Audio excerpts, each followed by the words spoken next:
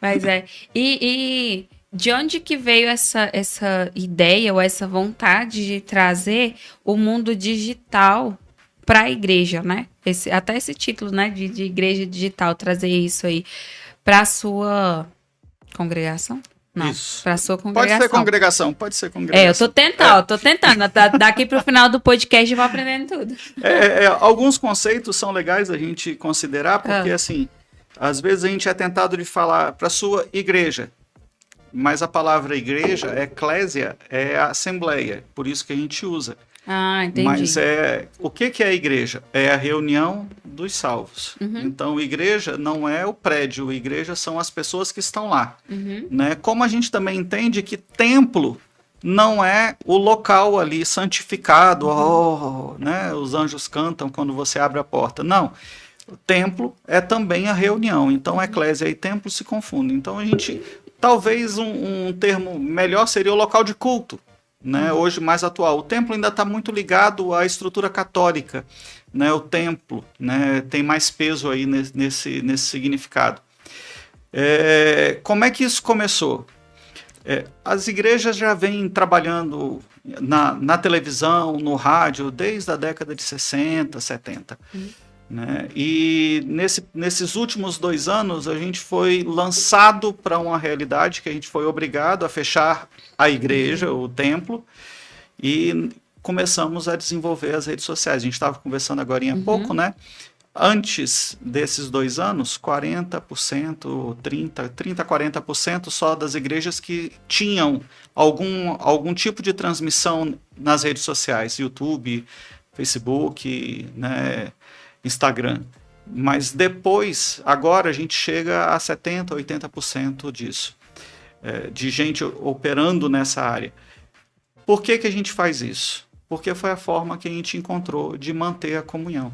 Qual a função da igreja? A função da igreja é, primeiro, adorar a Deus. É a primeira função da igreja.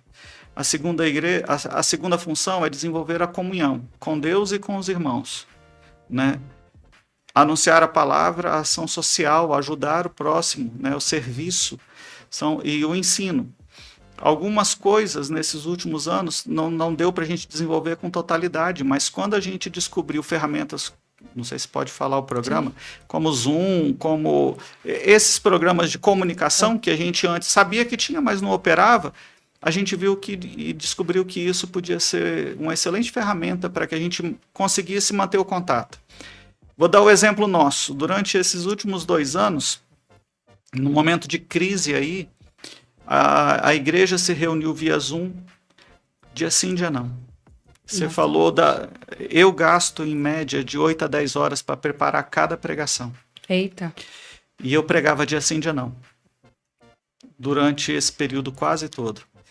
Mas a gente pregava, anunciava a palavra, cantava, mas depois a gente abria para poder a gente conversar.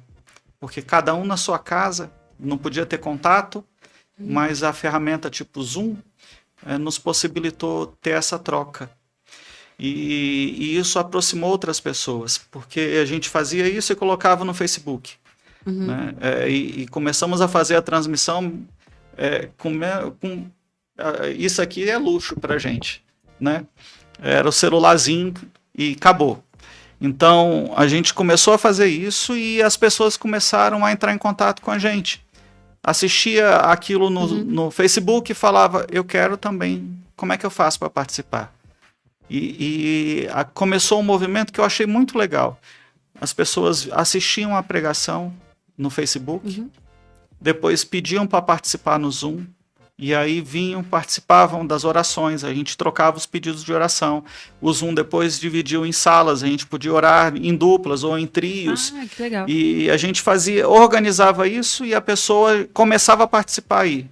E quando reabriu as igrejas para o culto presencial, as pessoas chegaram lá e já não eram desconhecidas. Nunca tinham se visto pessoalmente, mas já tinham um vínculo criado lá na internet, lá no cyberespaço. Isso é bastante interessante porque eu não sabia que vocês usavam, por exemplo, o Zoom dessa maneira. Porque na Igreja Católica, a maioria, né? O que se adaptou? Fazer a transmissão da Santa Missa, do grupo de oração, né? E as reuniões internas. Tipo, a reunião do grupo de liturgia, disso, daquilo, enfim, né? As reuniões internas.